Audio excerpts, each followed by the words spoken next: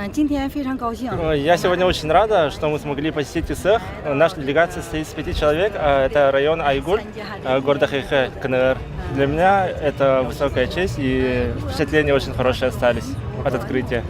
Если говорить о национальных праздниках, то у нас в Китае, в районе Айгуль, тоже есть свой народный праздник, называется Гулумутан тоже называется. И у них тоже, то есть национальное меньшинство, тоже празднует вот этот вот праздник. Очень похож. Очень удивительный, по-моему, праздник. И на открытии, например, присутствовало 10 тысяч человек. И там и дети были, и представления такие обширные. То есть для нас это как бы это что-то новое и приятное. Мне очень это понравилось, и это было прекрасным представлением под открытым небом, и это напомнило мне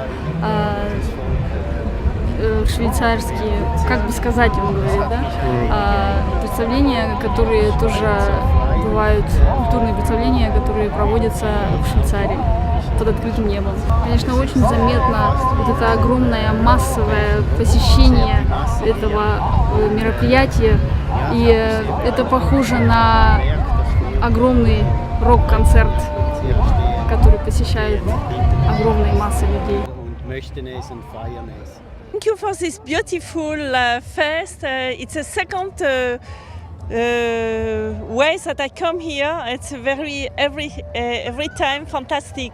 Thank you, and bonjour à la Yakoutie. Могу отметить гостеприимство, тепло и то, что у нас есть в Казахстане аналогичный праздник, но в Якутске его отмечают намного масштабнее, чем у нас. Вот. Теперь я приеду в Казахстан, наверное, будет над чем работать. А в Казахстане как это?